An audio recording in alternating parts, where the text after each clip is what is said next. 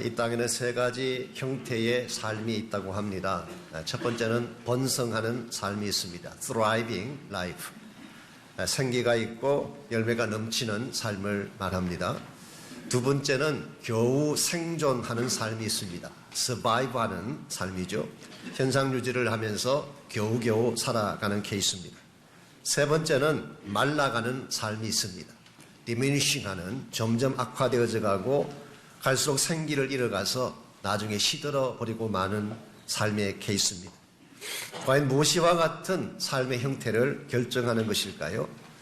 왜 어떤 인생은 번성하고 어떤 인생은 겨우 현상 유지를 하고 또 어떤 인생은 말라져가는 그런 케이스를 경험하게 되는 것일까요?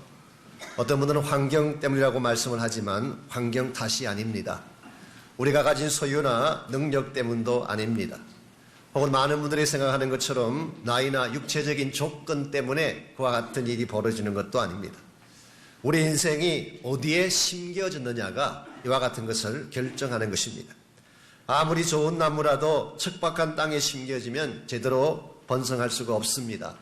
그러나 물이 풍부한 샘 곁에 심겨지게 되면 그 잎사귀가 푸르게 되고 시절을 쫓아 열매를 맺는 것입니다. 우리 인생도 마찬가지라고 할 수가 있습니다. 우리에게 주어진 어떤 조건이나 외적인 환경도 필요하지만 바른 곳에 심겨지는 것이 더 중요한 것입니다. 우리 인생이 어디에 심겨지면 가장 인생이 번성하게 되고 참 예수님의 제자답게 열매를 거두며 살 수가 있을까요?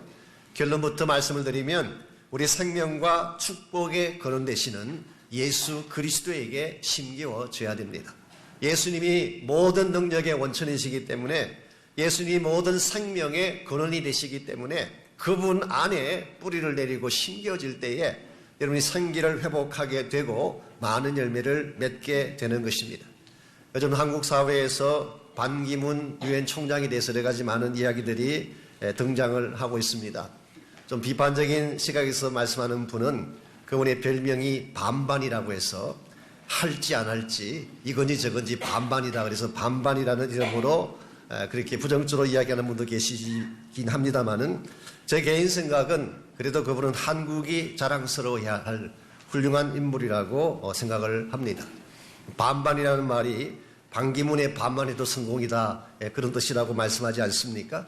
그런데 반기문 총장보다 훨씬 오래전에 유엔을 위해 일하면서 세계 평화에 크게 공헌했던 미국 사람 한 분이 계십니다. 그분의 이름이 랄프 번치라고 하는 분입니다. 이 사람은 디트로이트에서 태어나서 어린 시절을 보냈던 흑인이었습니다. 13살 되던 해에 어머니가 돌아가셨어요. 그러자 아버지는 다른 여자를 만나서 집을 떠나고 말았습니다. 졸지에 고아가 된 이 랄프가 할 수 없이 LA 사우스 센트럴 지역에 살고 있는 외할머니 집으로 와서 성장을 했습니다. 그러므로 척박한 환경이고 가난하고 어려운 여건에서 자란 것이죠. 그랬음에도 불구하고 이 랄프는 제퍼슨 하이스쿨을 최우수 성적으로 졸업을 했습니다. 그리고 UCLA에 진학을 해서 정치학을 공부했습니다. 그리고 하버드 대학에 전액 장학금을 받고 입학을 해서 흑인으로서는 최초로 1934년도에 정치학으로 PhD 학위를 받았습니다. 그리고 나서 유엔에 들어가서 이스라엘과 중동의 관계를 중재하고 아프리카 지역의 분쟁을 중재하면서 수많은 사역을 하던 중에 1950년에 흑인으로서는 최초로 노벨 평화상을 수상하게 됐습니다. 어떻게 그 척박한 땅에서 성장한 아이가 정말 가난하고 빈약한 사우스 센트럴 지역에서 자라난 그 아이가 얼마든지 빗나갈 수도 있고 잘못된 길로 갈 수도 있는 이 아이가 이처럼 찬란하게 영광된 인생의 꽃을 피우는 것이 가능했을까요? 비결은 이것입니다. 그의 외할머니가 하나님을 신실하게 믿는 믿음의 할머니였습니다. 그래서 그 할머니가 랄프가 힘들어할 때마다 혼자 울며 고통을 당할 때마다 늘 어깨를 두들겨주면서 우리는 하나님을 믿지 않니? 너가 하나님 안에만 있으면 모든 것을 할 수 있어.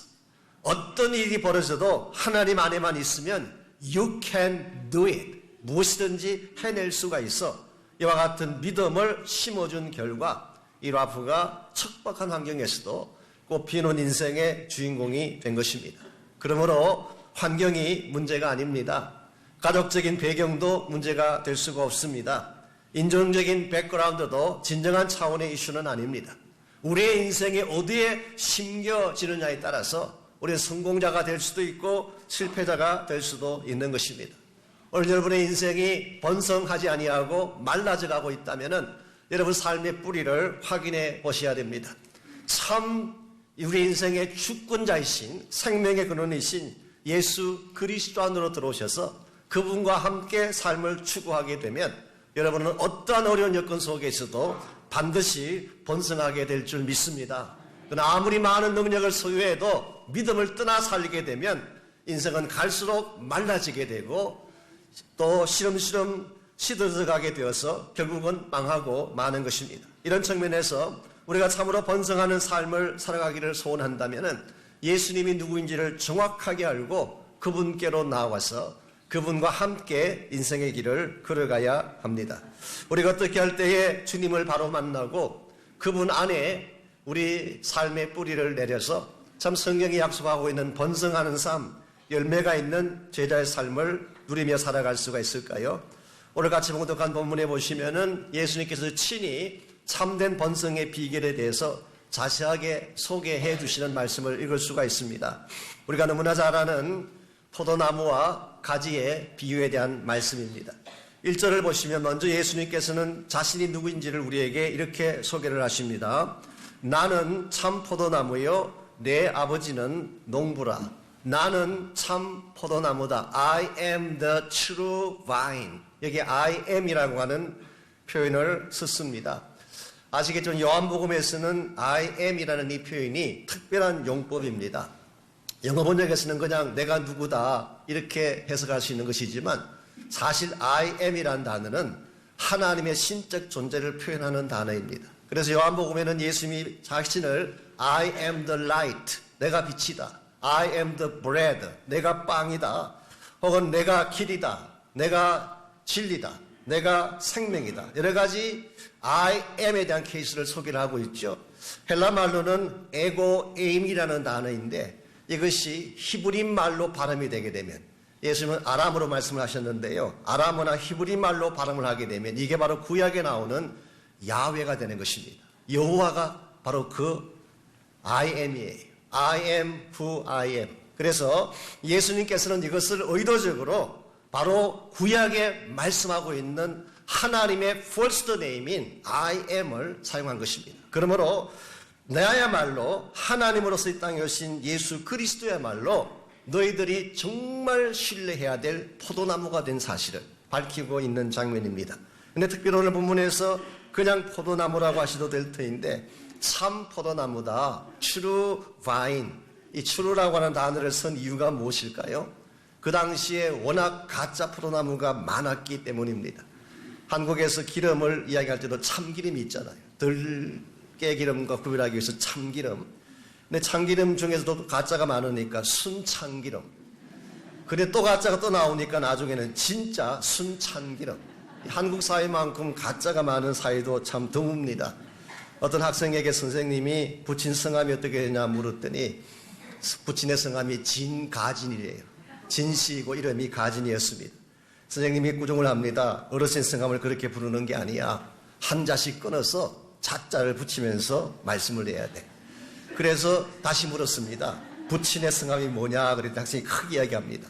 네, 진짜 가짜 진짜입니다. 여러분들 진짜 가짜가 너무 많은 시대, 참된 것이 무엇인지를 구별하기가 어려운 시대, 이와 같은 상황을 예수님께서 너무 잘 하셨기 때문에 예수님은 자기를 소개하며 참 포도나무이다.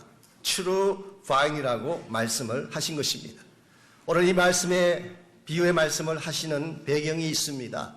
사실 예수님이 다락방 강화를 하시다가 오늘 본문에 들어와서 갑자기 포도나무에 대한 이야기를 끄집어내시지 않습니까? 그래서 어떤 분들은 왜 갑자기 포도나무에 대한 말씀을 하실까 의아하게 생각하시지만 여러분이 14장 마지막 부분을 보시면은 이것을 충분하게 이해할 수가 있습니다. 지난주에 소개해드린 것처럼 일어나라 여기를 떠나자 그렇게 말씀하셨잖아요. 여러분이 한번 머리를 이렇게 상상으로 머리에 한번 그림을 그려보시면 좋겠습니다. 예수님께서 제자들을 모으시고 다락방에서 마지막 만찬을 나누셨습니다. 그리고 이제 여러 가지 말씀을 하셨어요. 이것을 우리는 다락방 강화라고 부른다고 했죠. 이 말씀을 하신 후에 14장 마지막 부분에서 일어나라, 이제는 여기를 떠나자, 그렇게 말씀을 하시고 다락방을 나오셨어요. 저 예루살렘 성 안에 있는 다락방을 나오셔서 예수님은 기드론 골짜기를 통과해서 겟세마네 동산으로 가십니다. 그리고 17장에 가보면은 예수님이 겟세마네에서 기도한 내용이 기록이 되어 있고, 그리고 거기에서 체포당하십니다. 그게 18장에 나오는 내용이에요. 이와 같은 픽처를 우리가 한번 그려보게 되면 왜 포도나무 이야기가 나왔는지를 여러분이 얼마든지 짐작해 볼 수가 있습니다. 예루살렘 성에서 나와서 기드론 골짜기로 내려가게 되면 그곳에는 많은 포도원이 있었다고 합니다. 그러므로 예수님이 지나가시다가 그 포도원에 있는 포도나무를 가리키면서 이 비유를 말씀하셨을 가능성이 있습니다. 그런데 또 한 가지 가능성이 있다고 합니다. 그것은 다락방을 나와서 골짜기로 오는 도중에 왼편을 보게 되면 큰 빌딩이 하나 세워져 있습니다. 그게 그 유명한 템플이에요. 성전이 세워져 있습니다. 유대 역사가인 조세푸스에 의하면은 이 성전 입구에 두 개의 큰 문짝이 만들어져 있습니다. 브론즈로 만든 문짝이 만들어져 있고, 거기에 황금으로 만든 골든 바인스, 황금으로 만든 포도나무 형상이 그 문짝에 새겨져 있다고 합니다. 얼마나 정교하게 돈을 들여서 잘 만든 문짝인지 이걸 유대에서 만들 수가 없어서 그리스에 가서 제작해 가지고 왔다고 합니다. 요즘 돈으로 환산을 하게 되면 $12 million, 1200만 불이나 나갈 정도로 굉장히 값비싼 장치를 한 것입니다. 아마도 그 당시 유대인들은 성전에 이 황금으로 만든 포도나무를 그려놓고 성전을 드나들면서 자기 자신들이야말로 포도나무가 아닌가 그렇게 자랑을 했던 것 같습니다. 여러분, 이스라엘 민족이 포도나무라고 하는 이 말은 아주 틀린 이야기는 아닙니다. 왜냐하면 구약 성경을 보게 되면 이스라엘 민족을 묘사할 때에 포도나무로 묘사한 말씀을 많이 볼 수 있기 때문에. 근데 한 가지 문제가 있습니다. 포도나무는 포도나무인데 하나님이 기대하시는 진짜 포도나무는 아니었습니다. 이사야 5장 1절에서 7절을 보시게 되면 하나님이 좋은 땅에다가 망대를 만들고 극상품 포도를 심으셨는데 막상 그 백성이 맺은 열매는 덜 포도였다고 했어요. 그래서 하나님이 몇 년을 더 기다렸습니다. 그래도 아무런 열매가 없게 되자 결국 포도원을 허물어 버리시고 가시와 찔레가 나오겠다고 기록이 되어 있습니다. 이것이 그 당시 이스라엘 민족의 모습이었고 예수님 당시의 유대인들의 모습이라고 설명할 수가 있습니다.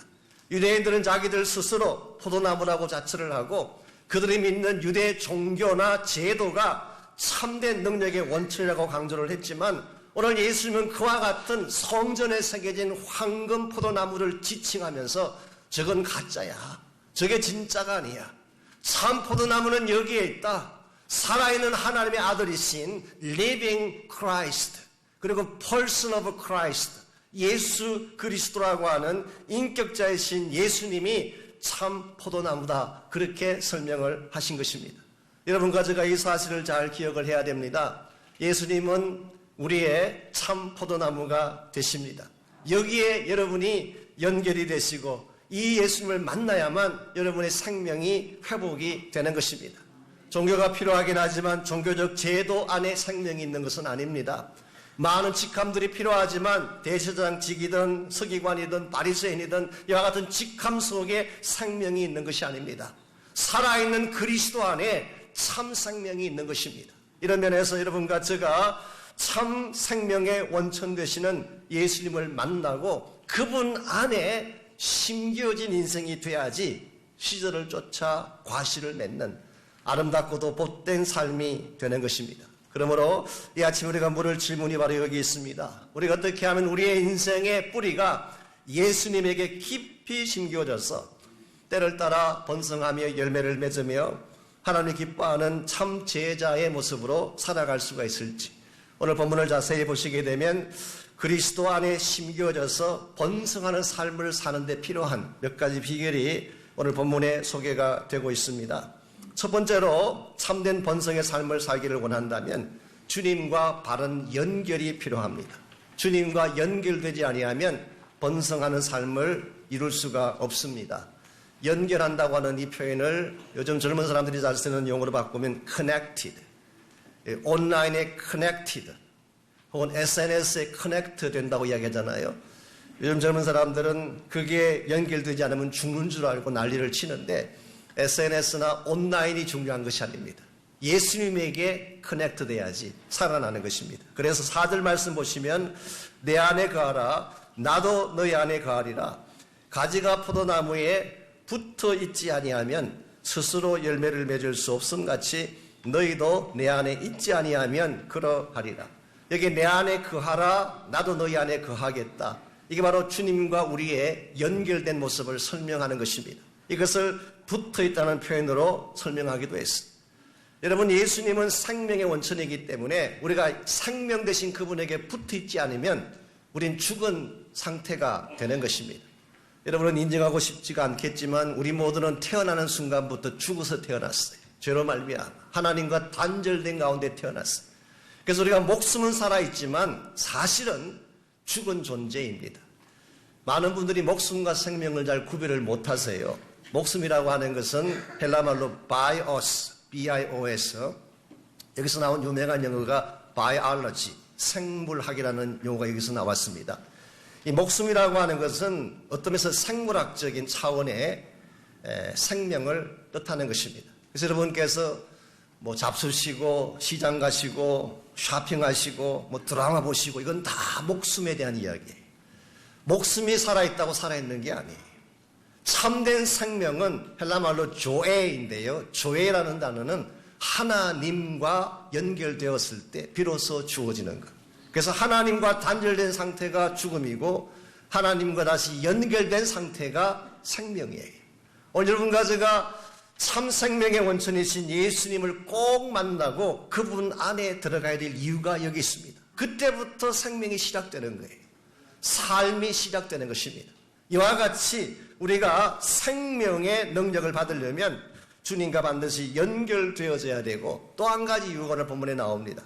열매를 맺기 위해서는 반드시 주님과 연결이 돼야 합니다. 오늘 성경은 스스로 열매를 맺을 수 없다 그렇게 말씀하셨어요.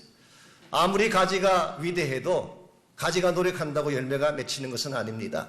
가지 혼자서 발부둥 친다고 열매가 맺혀지는 것이 아니라 나무에 붙어 있어야 돼요. 그래서 나무로부터 진액을 공급받고 생명력을 공급받아야지 열매가 만들어지는 것입니다. 여러분과 저의 인생도 마찬가지입니다. 우리 노력만으로 우리의 힘만으로 절대로 생명의 열매를 맺을 수가 없어요.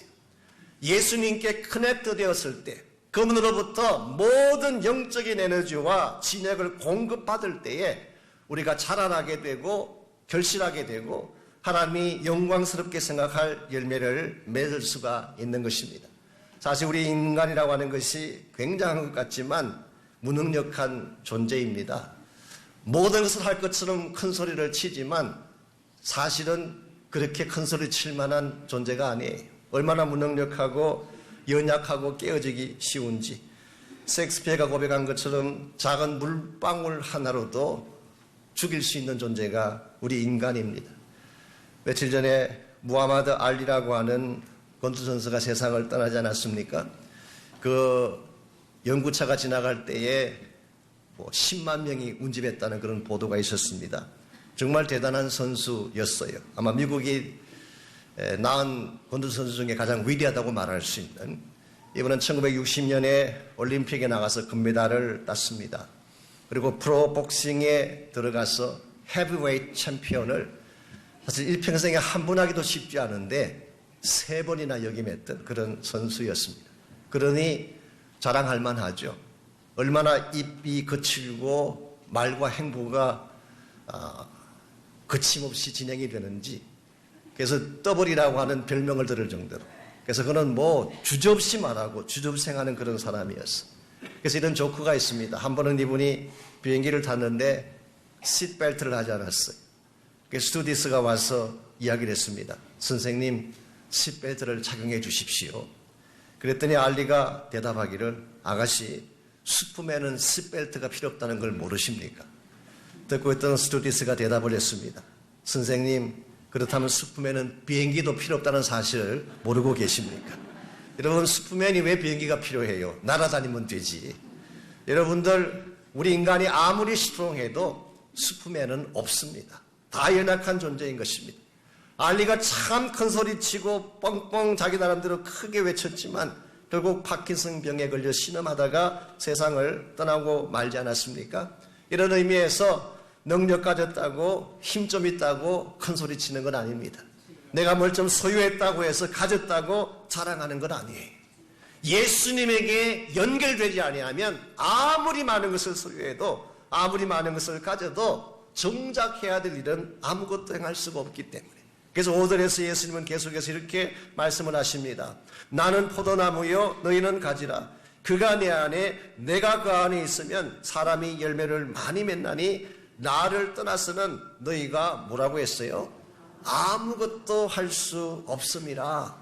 나를 떠나서 너희가 할 수 있는 것이 몇 가지는 된다가 아니에요. 이것은 할 수 있고 저것은 할 수 없다 그런 뜻이 아니라 나를 떠나서는 you can do nothing. 아무것도 할 수가 없다. 그러므로 우리는 전적으로 무능력한 존재이고 우리 힘만으로는 아무것도 만들 수 없는 존재이기 때문에 우리는 반드시 참 능력의 원천이신 주님 안으로 들어가야 하는 것입니다. 역으로 여러분과 제가 미약한 존재임에도 불구하고 주님 안으로 들어가면 그때는 어떤 일이 벌어질까요? 빌립보서 4장 13절 말씀이 하면은 내게 능력 주시는 자 안에서 모든 것을 할 수 있느니라. 우리가 떨어져 있으면 아무것도 할 수가 없지만 예수님으로부터 단절되어 있으면 정말 무능력하고 초라한 존재에 불과하지만 아무리 연약한 미약한 우리 같은 존재라도 주님과 연결되어서 그분 안에만 있으면 모든 것을 할 수 있는 존재로 변하는 것입니다. 그러므로 여러분과 제가 반드시 이 주님 안으로 들어와야 합니다. 주님 안으로 들어올 때에 말라 비틀어진 우리 인생이 생기를 갖게 되고 우리가 다시 회복되어 일어나서 영광된 열매를 향해 달려가게 되는 것입니다. 이와 같이 우리가 정말 번성하는 삶을 살기를 원한다면 1차적으로 참 능력과 생명의 원천이신 주님께 연결되어져야 됩니다. 두 번째로 바른 정화가 필요합니다. 이 정화라고 하는 것은 깨끗게 하신다는 뜻입니다. 쉽게 말하면 가지치기를 말하는 것이죠. 가지치기. 여러분 2절을 볼까요? 열매를 맺게 하기 위해서 농부이신 하나님 아버지께서 하시는 일 한 가지가 2절에 소개되어 있습니다. 2절 말씀, 물은 내게 붙어있어 열매를 맺지 아니하는 가지는 아버지께서 그것을 제거해 버리시고 무릇 열매를 맺는 가지는 더 열매를 맺게 하리 하여 그것을 깨끗하게 하시느니라. 여기에서 하늘 아버지께서 행하시는 두 가지 액션이 나와 있습니다. 첫 번째는 열매를 맺지 않는 가지에 대한 것입니다. 이것은 제거해 버리신다. 이 제거한다는 말은 cut off 한다, 잘라서 버린다 그런 뜻이에요. 여러분 가지가 나무에서 잘려지게 되면 그 다음 어떤 현상이 벌어질까요? 말라서 비틀어지는 것입니다. 그렇게 되면 6절에 기록된 것처럼 결국 땔감으로 불에 들어갈 수밖에 없어요.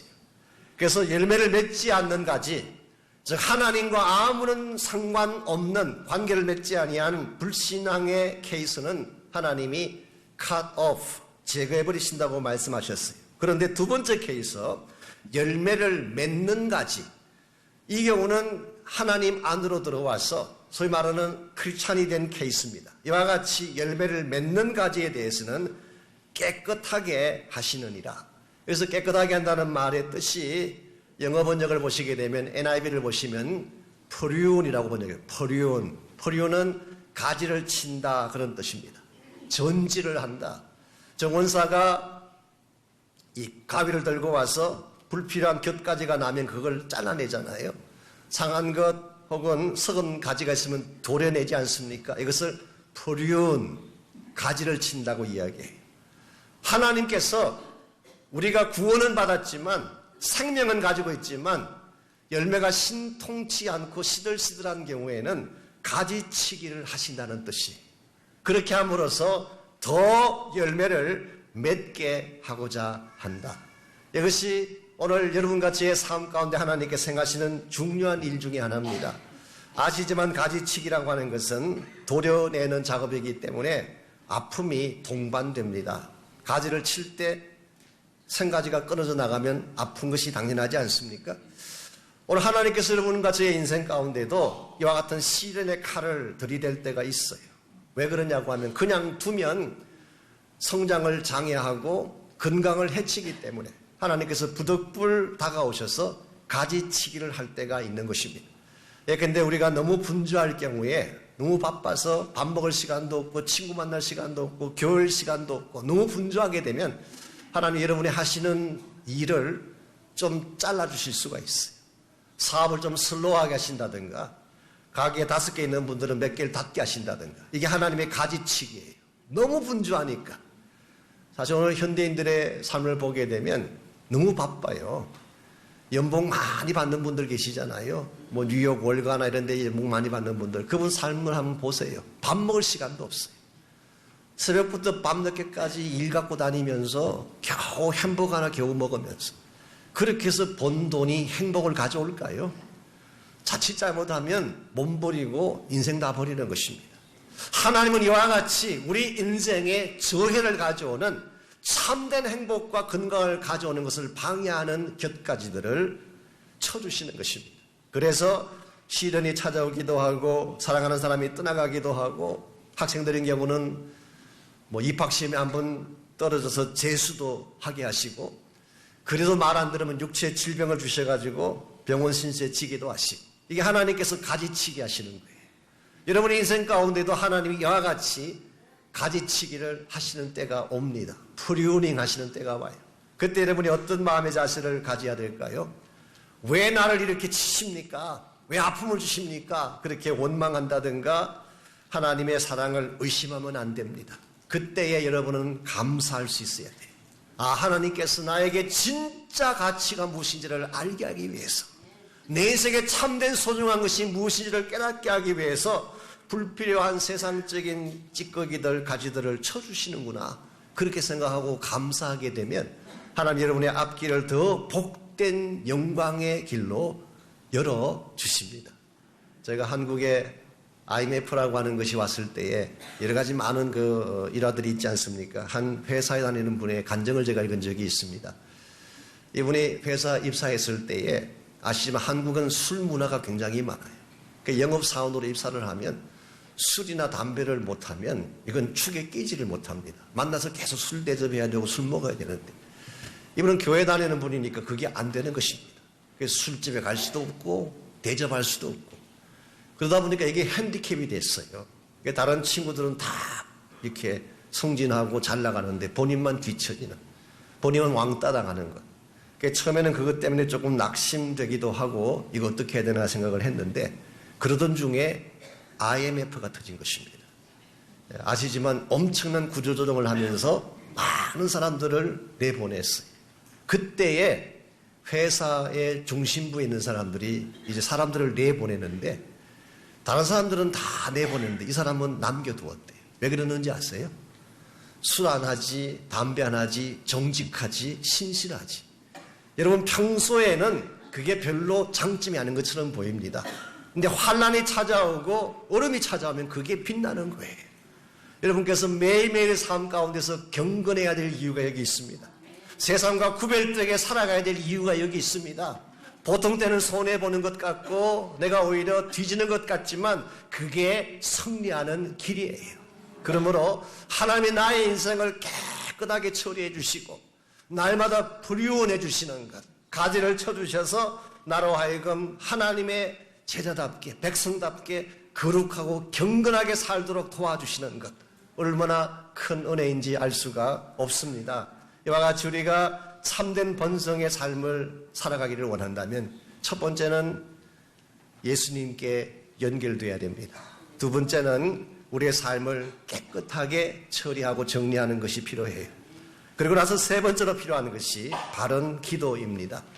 하나님은 여러분과 저를 위해서 엄청난 축복과 능력을 예비하셨지만 여러분이 기도할 때 그것을 주시는 것입니다. 그래서 7절을 보시면은 오늘 예수님은 참된 번성의 열매를 맺는 데 필요한 또 한 가지 중요한 약속을 이렇게 소개하고 계십니다.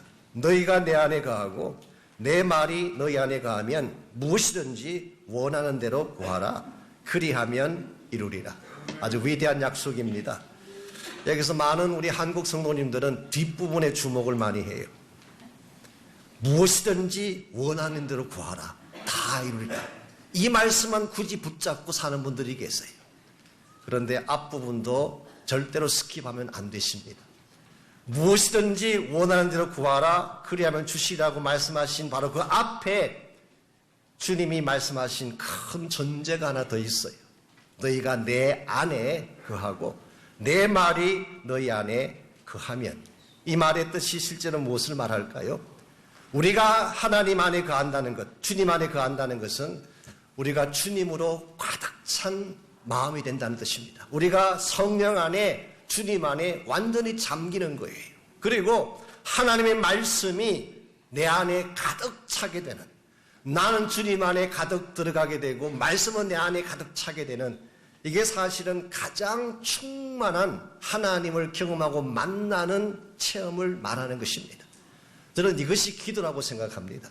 여러분, 기도라고 하는 것이 무엇을 달라고 하는 것이 기도인 줄 알지만 사실은 성경이 말하고 있는 프레어는 하나님과 만나는 것을 기도라고 합니다. 하나님과 만나서 교제하고 그분을 누리는 것이 기도의 핵심이에요.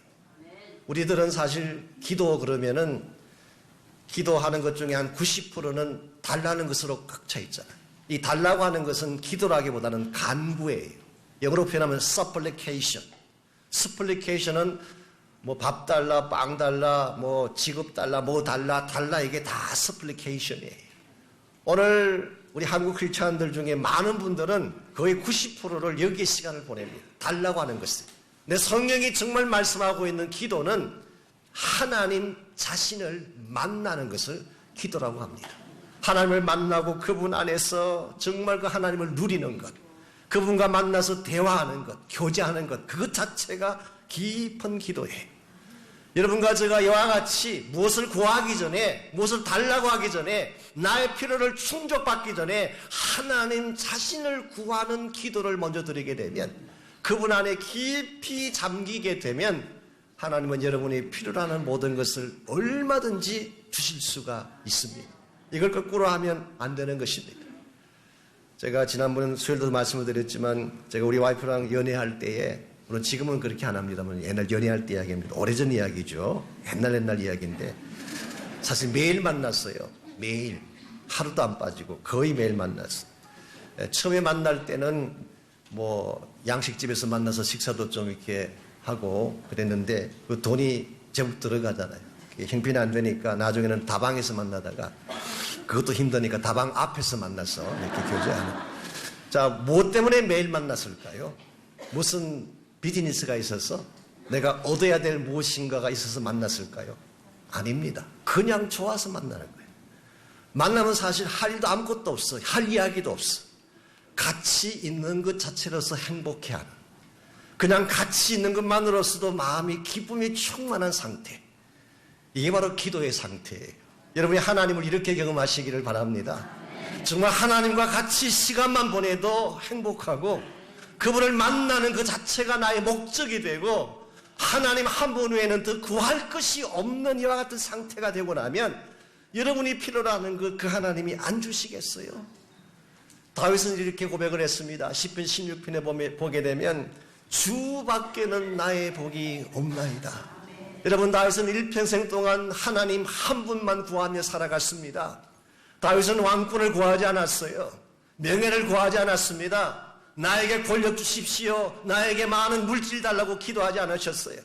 다윗은 하나님만 구하며 살아갔더니 하나님이 다윗에게 왕권도 주시고 물질의 축복도 허락해 주시고 권세도 부어주시고, 비록 그가 실패해서 최악의 위치까지 내려갔지만 그를 다시 회복시켜서 영광된 삶을 살도록 이끌어 주신 것입니다.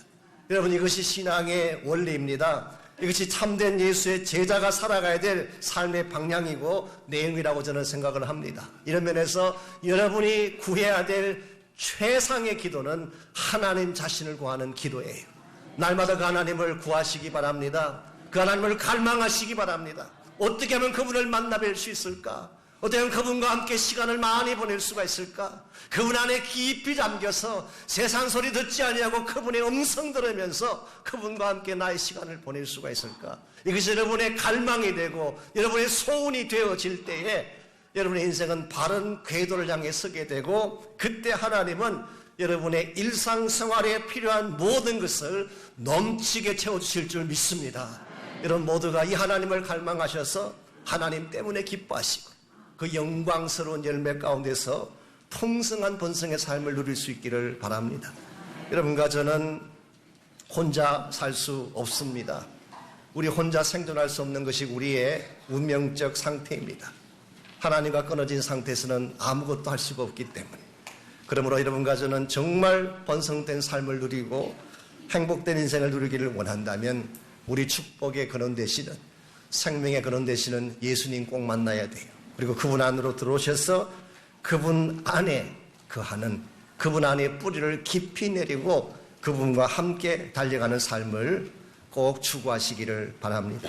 오늘 이 아침에 여러분 가운데 혹시라도 이 주님을 만나지 못한 분이 혹시 계신다면 마음의 문을 열고 우리의 참 소망, 참 능력 되시는, 나의 진정한 생명이 되시는 그 예수님을 여러분 인생의 구원자로 영접하는 그런 축복이 있기를 바랍니다.